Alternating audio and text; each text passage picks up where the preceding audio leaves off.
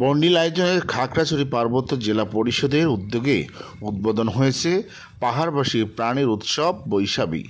বুধবার ৯ এপ্রিল সকালে খাগড়াছড়ি পার্বত্য জেলা পরিষদ প্রাঙ্গণে বেলুন ও পায়রা উড়িয়ে এই উৎসবের উদ্বোধন করেন Khagrachari region commander brigadier general Sharif Aman Hasan. এ সময় উপস্থিত ছিলেন খাগড়াছড়ি পার্বত্য জেলা পরিষদ চেয়ারম্যান জিরুনা ত্রিপুরা। উদ্বোধন পরেই উৎসবের রং ছড়িয়ে পড়ে খাগড়াছড়িতে। পরে জেলা পরিষদ প্রাঙ্গণ থেকে একটি বর্ণাঢ্য র্যালি বের হয়। র্যালিতে ত্রিপুরা, মারমা, চাকমা ও বাঙালি তরুণ তরুণীরা তাদের নিজস্ব ঐতিহ্যবাহী পোশাক, বাদ্যযন্ত্র তালে তালে নেচে গেয়ে এতে অংশ নেন।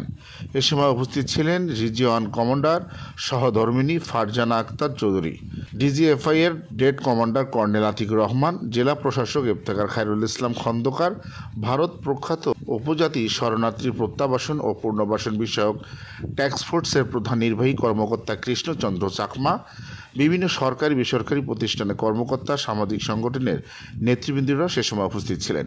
বৈশাখী উৎসবের মধ্য দিয়ে পাহাড়ি বাঙালির মধ্যে শান্তি, সম্প্রীতি, ঐক্য আরও দৃঢ়মান হোক এই প্রত্যাশা সকলের।